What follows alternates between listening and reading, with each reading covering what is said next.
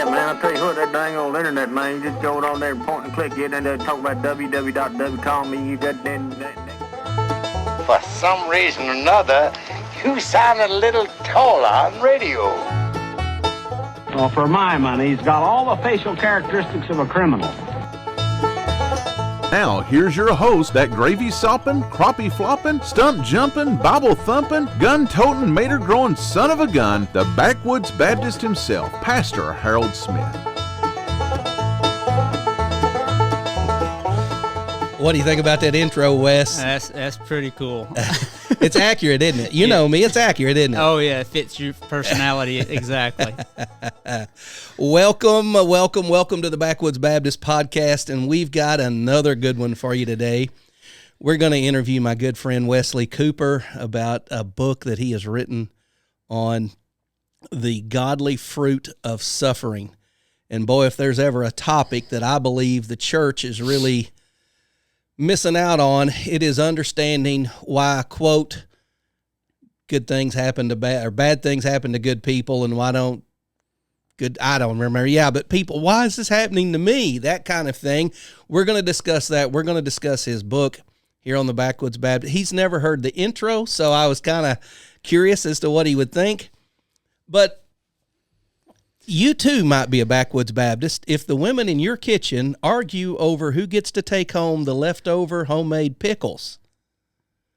That happened at Lee Creek Baptist Church, and the pickle maker is sitting right beside me. Wes used to come to our Preachers of Grace conference, and he would bring rolls on Friday night, and he would bring pickle spears to put on the salad bar. And I mean, he'd bring like these big, I don't know, half-gallon jars, and they're the best pickles you've ever had in the world. I mean, in the world, people would argue over, what are you going to do with them leftover pickles? And I'd see people putting pickles in trays, taking them home. And so when he came, he brought me some bread and some sweets, no pickles. And then at lunch, he tells me the worst news I've heard in 2 weeks. It's true. It's true. I'm in a pickle. He's in a pickle. The cucumber farmer that has supplied you all these years has passed away. Yeah, it's a big loss for Arkansas. He was a good farmer. This Wednesday night on every Baptist church's prayer request list, we need to pray for another pickle farmer to be near Star City. Wes, I call you Wes. Your name's Wesley. I'm glad you're here, man. Let's just start with how you and I met. Do you remember how we met? Yes. Danny Thursby from Grace Bible Church sent me this invite to Preachers of Grace Conference in Van Buren, Arkansas. And I came, and it was a thoroughly good experience. You enjoyed it? Oh, yeah, thoroughly. How many years did you come? Do you remember? I believe it was 3 different times I came. Yeah. So you probably started coming around 2020, 2019, somewhere in there? Yeah, I think maybe a little before that, but somewhere right around there, yep. Yeah, that was good. I think I skipped a year one year, and maybe I skipped 22 and came back in 23 or something like that. Yeah, something like that. I know I met your dad. He came with you 2 or 3 times. Yes. And he really liked it. He really liked it, and I really liked your dad. I just called him Mr. Cooper. What's his first name? His whole name is Gary Douglas Cooper. He goes by Doug. Doug, okay. I just always called him Mr. Cooper. But the first time your dad, Doug, and I met, I was talking to him, and he said, have you ever heard of a guy named Rolf Barnard? And I said, yeah. And he said, I was talking to him, he said, I heard him preach a long time ago. I said, you heard Rolf Barnard preach in person?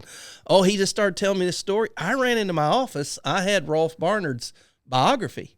Yes, he thoroughly enjoyed it. And I gave that to him, and he'd never seen it. And man, it was like I'd gave him $500 cash. He was holding that thing like he had the ancient manuscript of the Bible in his hand.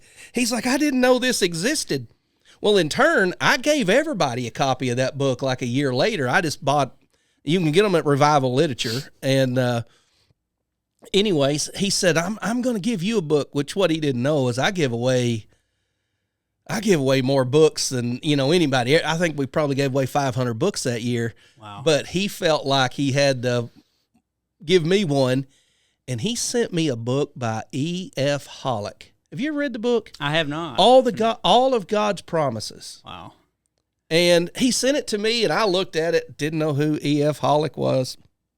I was like, thanks, Mr. Cooper, and tossed it in the massive book wall behind my desk, So then when I moved out of the office, I stepped down as pastor, went into this work that I do now, I started moving all these books to my house. And so a lot of them I was just boxing up. Most of my books have been given away in the bookstore over the last year. Oh, wow. So I was sorting books, what needs to go to the bookstore, what needs to go home, and so I ran across that book again, and I looked at it. I remembered your dad, and I was like, he mailed this one book to you with a letter. It's important to him. I'm not a good reader. I'm like, I'm reading this book. I read that book, and it was about E.F. Hollick, became one of my favorite authors. He's only written 3 books. I've read all 3 since then. That is something. I read that book. It turned my world upside down. Ronnie Qualls has read it. Gary Fitzpatrick's read it. Derek Bremer's read it. I'm missing 2 or 3 other guys that have read that book. We've all found them used copies on Amazon. It is tremendous. I read that book, and then I turned around and read the Bible through in 6 months afterwards. Oh, wow. I'm a guy that's never read the Bible through in a year. And that book just lit a fire under you. It changed my whole world, and I owe it all to your dad. Wow. And I don't know when I'll ever get to Star City. It's not on my way to anywhere.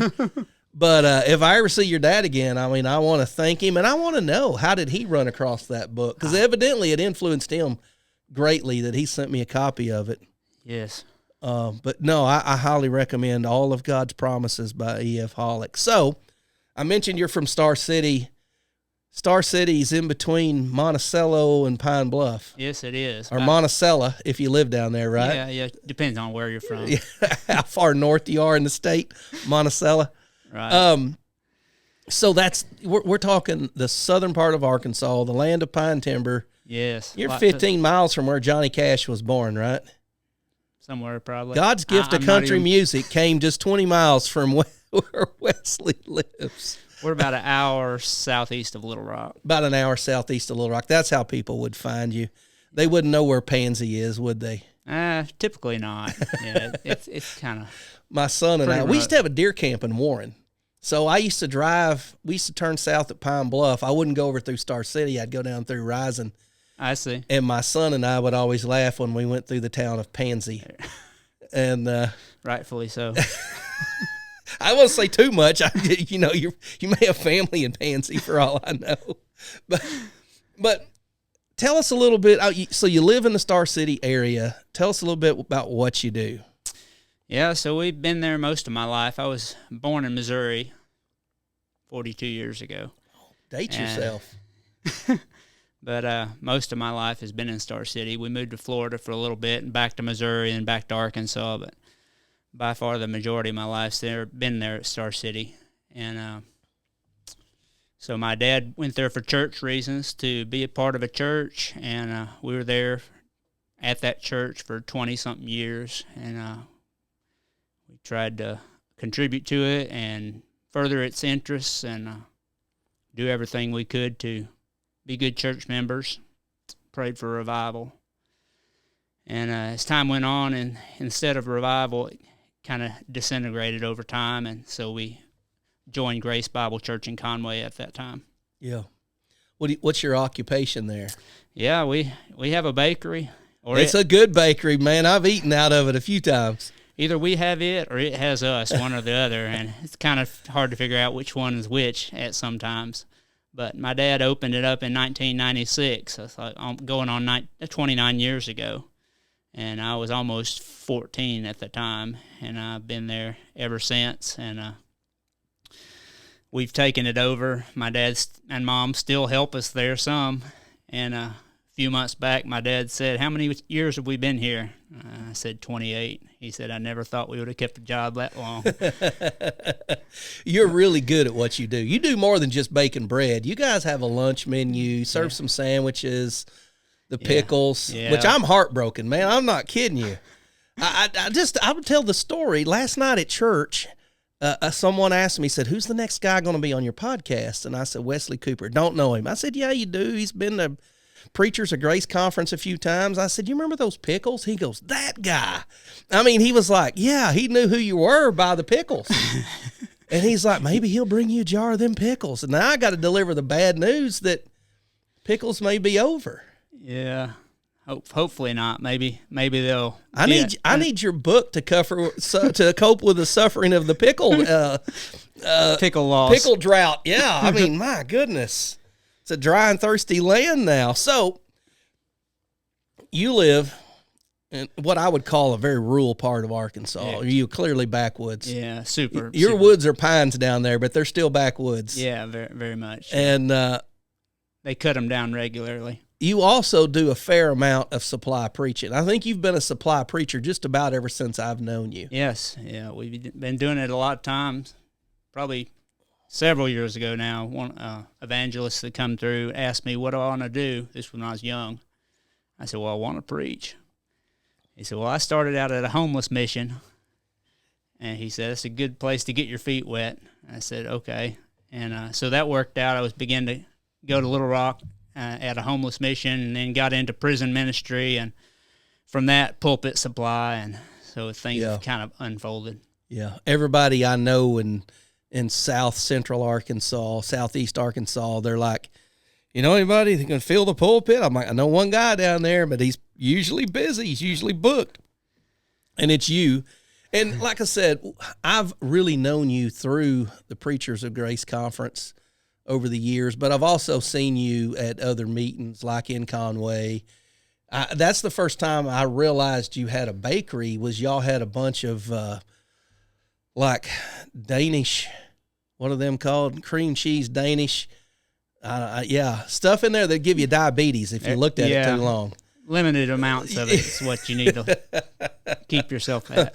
But I was like, who? And I was eating. I was like, these are amazing. And they're like, yeah, a guy in our church makes them. I'm like, no way. And then I come to find out you got your own bakery. I'm like, okay, he's a legitimate professional baker and he's a preacher. And I'm like, and then when Danny invited you to the conference, that's where I started getting to know you, like I said, and your dad. And I've enjoyed getting to know you guys over the years. But the reason that you're here today, the reason you drove up from Star City and we sat down, is you've written a book.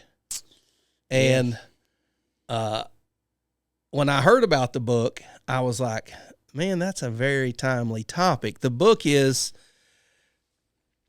let me see here. The book is, I don't want to get it wrong because it's got a long title. It's almost Puritan-esque. You've got a title that's like 2 sentences. Yeah.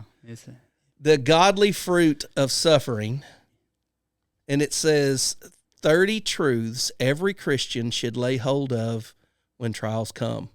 Now, with that being said, I want to ask you some questions about writing a book about suffering. Most books that you're going to see promoted today are not about suffering. They're about find your inner happiness, find your inner joy, learn to get this, how to have that. Men are from Mars, women are from Venus, 7 love languages. You're like, no, learn to suffer. So, with that in mind, what led you to write it? Suffering. If I hadn't had that, I never would have written a book like that. And going through when, like, your last piece of paradise has been turned into a living nightmare that moves you to do stuff that you never would have anticipated otherwise. You and I had lunch a minute ago up at the Vault, and it's just a little local restaurant here by the bookstore. And you were talking about getting on a plane, going to see, I think it was your uncle, thinking about what was going on in your life at the time. You had a journal and you started writing, and you're like, man, that's like chapter 1. Yeah, exactly. I was flying over the Gulf of Mexico. I mean, the Gulf of America. Yeah, somewhere down That's there. That's all anyway. right. Old habits die hard. Yeah. So I was on the plane. I just had some thoughts rolling around in my mind. I had a notebook. I pulled it out and just started writing, and my thoughts were just flowing. And before we landed there in Panama City, I finished the first, what could have been a chapter. I didn't know if it'd be a book. I was just writing, and thoughts were just flowing. And as I was there in Panama, I was having to prepare for some messages and stuff for the couple times I was having to preach. And so the first chapter was like suffering is part of God's plan in the life of his people. Like in Philippians chapter 1, unto you has been given on behalf of Christ, not only to believe on him, but also to suffer. Yeah. So there's like two gifts that have been given to the Christian. And so suffering is part of God's plan. Though God is not the author of sin, yet he has allowed suffering, sin, as part of his plan. And so the first chapter was suffering as part of God's plan in the life of a Christian.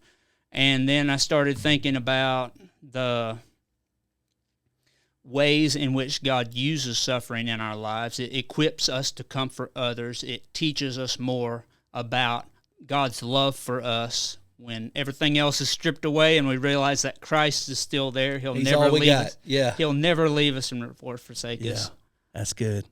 You know, when you lay out that subtitle, 30 Truths Every Christian Should Lay Hold of When Trials Come, I think the initial response from not just Christians, but anybody is, why is this happening?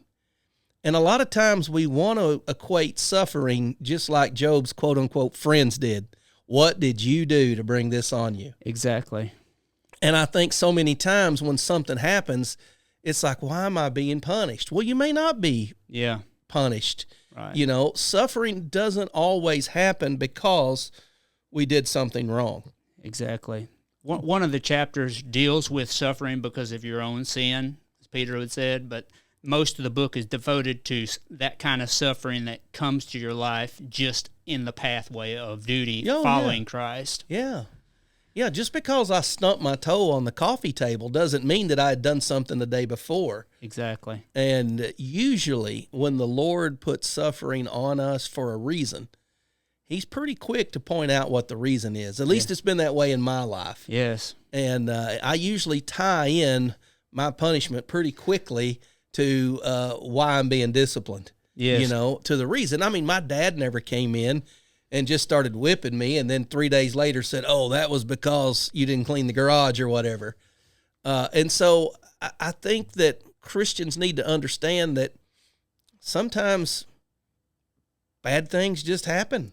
Yes. And the Lord allows them to happen, but we can know that he allows them to happen for a reason, and that reason's for our betterment. Right. And like you said earlier, to know more of his love for us. Yeah. When we think about what we're talking about here, and you're writing this, let me ask you a question. This is your first book. It is. How was your writing experience? Did you enjoy writing? I mean, you're writing a book about suffering, but was it beneficial to you personally just to start writing your thoughts down? Did you, some people say writing's therapeutic for me. Was that your experience? Did it help you process your thoughts by writing them out?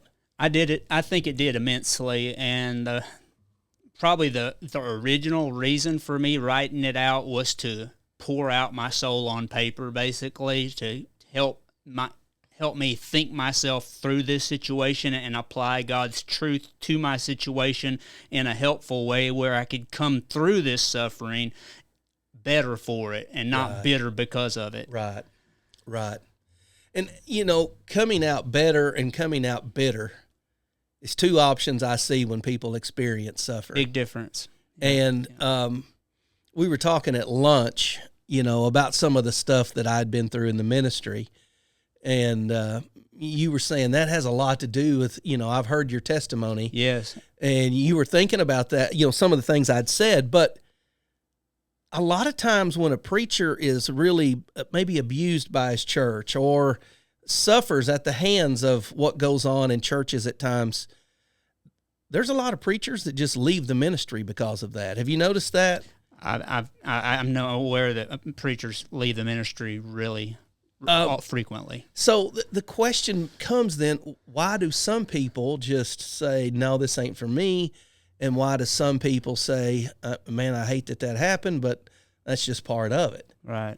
And I think a book on suffering would garner that latter response. Yes. Not, I always think about it, you know, pastoring. I'm like, man, if I was doing this for a living, there's an easier way to make a living. If I was doing this for a reputation, there's an easier way to get a reputation. Exactly. What suffering does is it really, in my mind, helps us boil down to what it's all about. Exactly. And what the ultimate goal is and why it's there. And we shouldn't be, I don't want to say, we shouldn't be playing the blame game. Exactly. You talk about a book on suffering. I got to tell you one of my favorite stories from pastoring. If I was going to write a book on suffering, this story'd be in there. All right. I don't feel led to write a book on suffering. I feel led to read yours and give it away here at the bookstore. I came into the church one time. You remember back in the days of answering machines when you leave a message at the beep kind of deal? Yes. And it was an actual machine though, And so I came in and the light was blinking on the church phone and I hit play and this lady said, "I don't know why God hates me." And I was like, well, I don't know why God hates you either, but let's get into that. And she said, "I had a lot of stuff to do today, and I had a doctor's appointment at 10 o'clock, and I got pulled over by a police officer sitting in your church parking lot, and that's evidence that God hates me. And I don't know why God doesn't treat me better." And I was like, so the cop is in our parking lot, clocks a speeder, pulls him over. Somehow that's God's fault. Her getting a speeding ticket was not her fault for being late. It was not her fault for driving over the speed limit. It wasn't even the cop's fault for doing his job. It was God's fault that it happened. Wow. That's a real... I think that this lady could stretch. benefit from a book that really said, hey, look, suffering has a reason here. Exactly. And there's a fruit behind it that shouldn't always be a bad fruit, somebody like her, or dropping out of the ministry, or blaming God, so to speak. Yes, and that's what I see a lot of people do when they find themselves in times of trouble, is they just instantly want to blame God. Yeah. When we're going through trials, we have that old nature that would lash out at the only one that can really help us through this. Right. Let me ask you another aspect of writing the book. How was your experience working with a publisher? Now, I know Free Grace Press is publishing your book, and I think a lot of Free Grace Press, is a guy that gave away books, still gives away a lot of books. Jeffrey Johnson's been wonderful to me, super generous. He's given me books at deep discount. Sometimes I've had to argue with Jeff to pay him. Yeah, he's that kind. Yeah, he is a super kind guy, but he's not a one-man show. What's it like? Because this is just my curiosity. What's it like to publish a book? I mean, you give them a manuscript you wrote, they mark it all up in red ink. That's the reason I never went to college. I got enough red ink in high school. I didn't need to go to college and get more, or seminary, anything like that. What is it like to have a editor and a publisher comb through your manuscript? Not how did it make you feel, but was that difficult for you, trying to look at things through somebody else's eyes?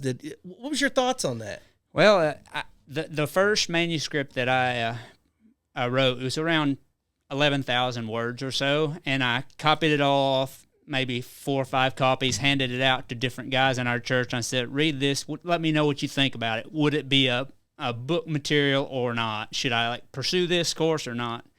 And so they read it and said, that's good, and I think you ought to pursue it. So Miss Elseline Height is Pastor Jeff's editor, and she has been through some really dark waters herself and years of trial herself, and so she latched onto that book, and so she had a attachment to it emotionally just because of the content, the material. She said I could have written this book if I wanted to, because she so much resonated with what was being said, and so she helped edit it up to 1,100 or so words, and we turned it into Jeff Player, the guy in charge of Pastor Jeff's book business, and He said it's not going to be big enough. It's got to be big enough to have a spine on the back of it. I was like, okay.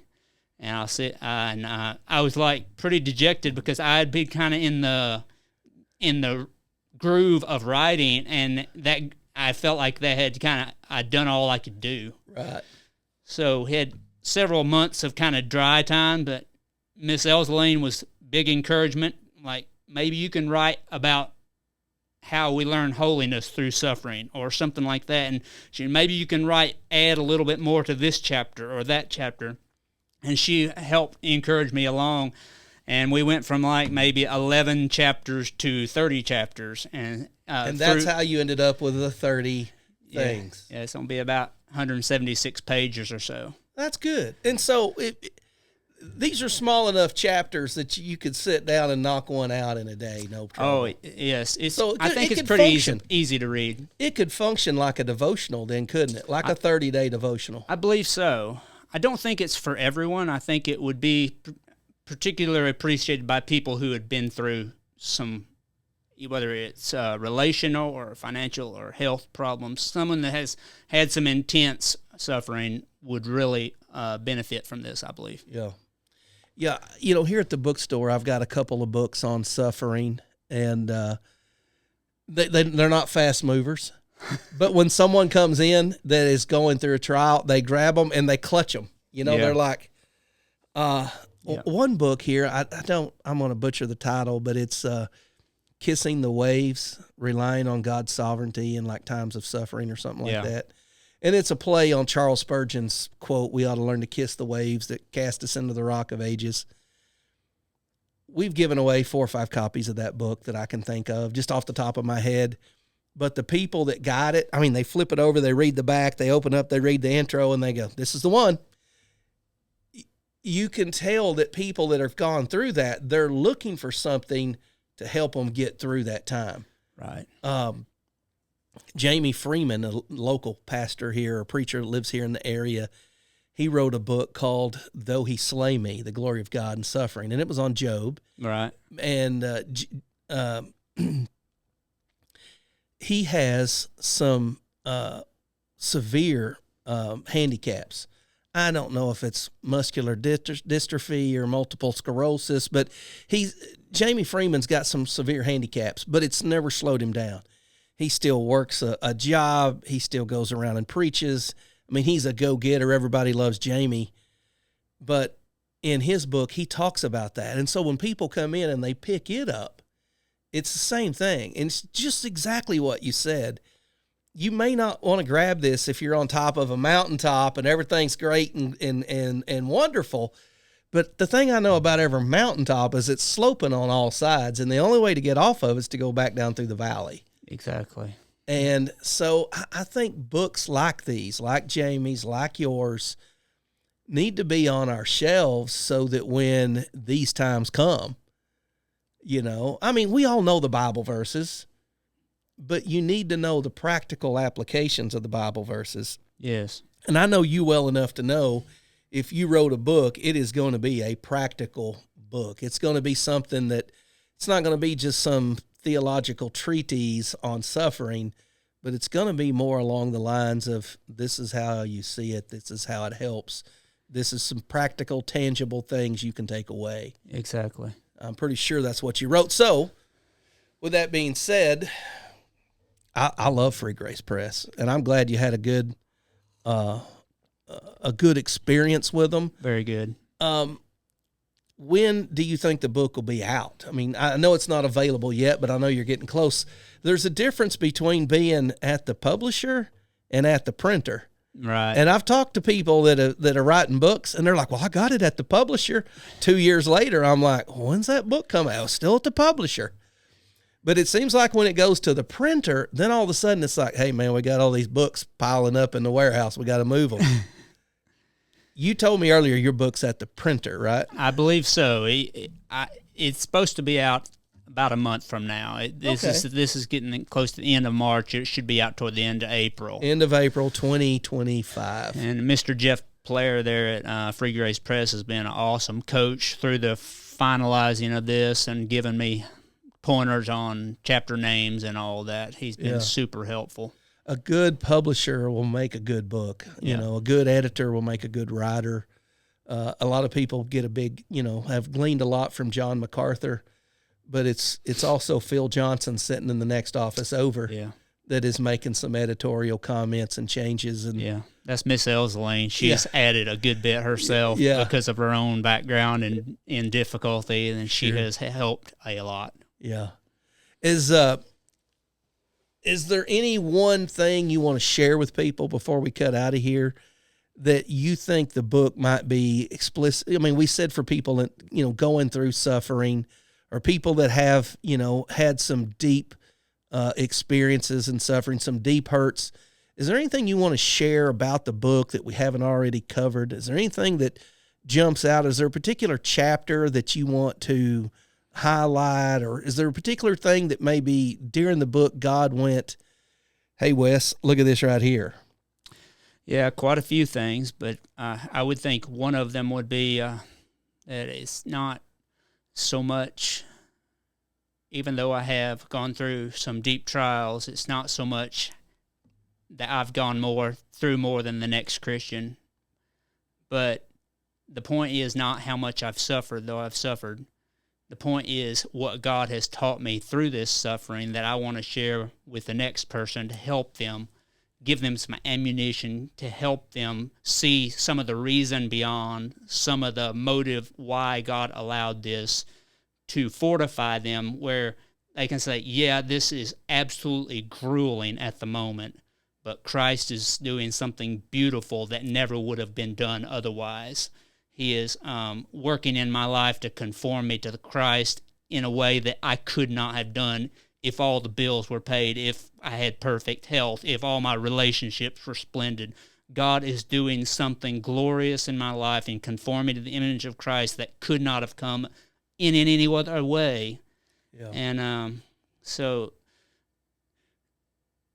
and that there is victory to be had even in the middle of the storm. There is peace to be had even while you're still going through the trial.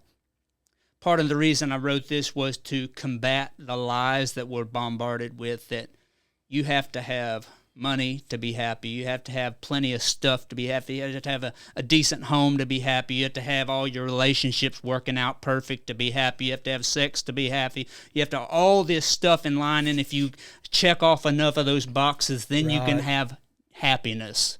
But that's a lie, because I read about the man in the Bible that had like 1,000 wives. He had more gold than you can count, and all this stuff. And he writes one of the most miserable books in the Bible because what the world, vanity of vanities, it's all for nothing. He said it's all empty. Yeah.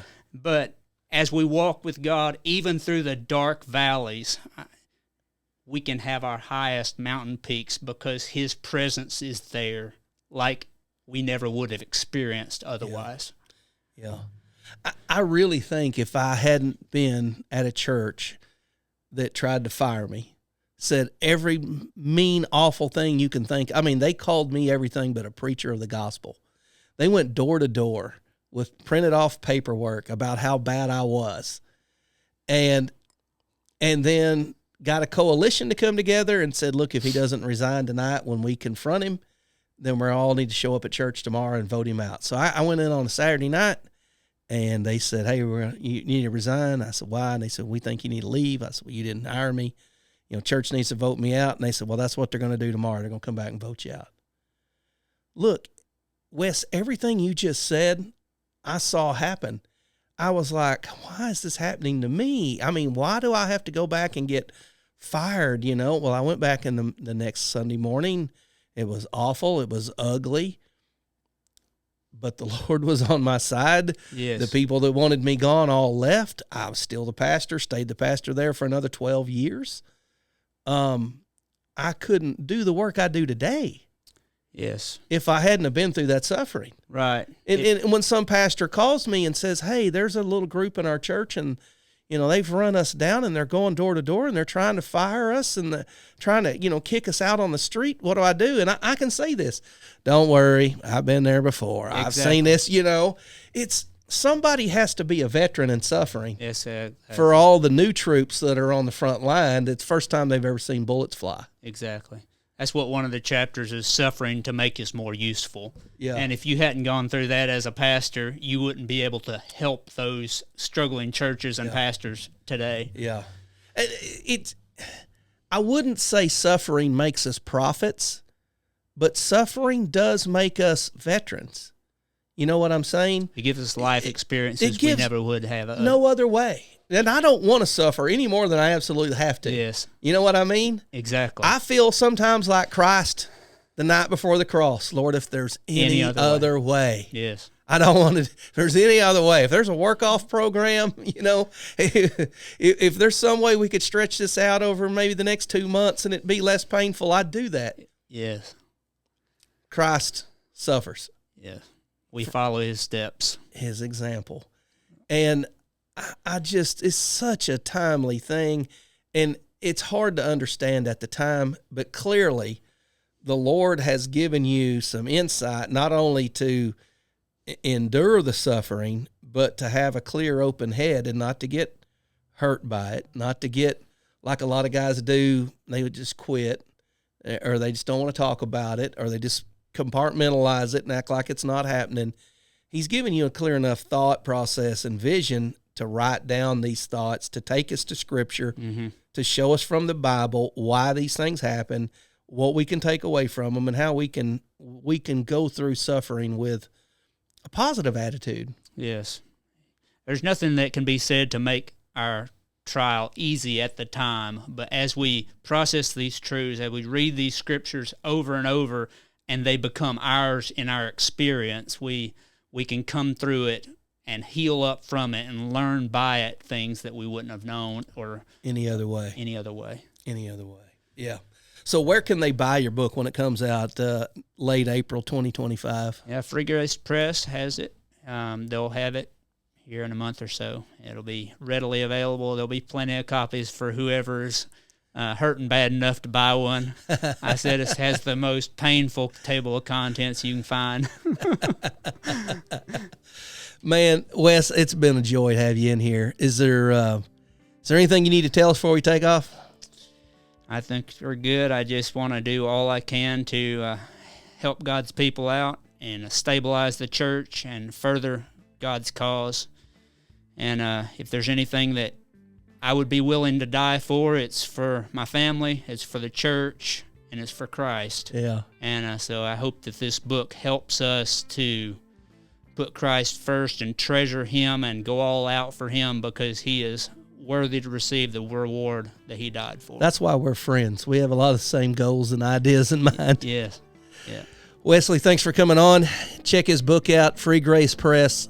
You can find it there, end of April 2025. The Godly Fruit of Suffering. Till then, I'll see you guys somewhere in the backwoods.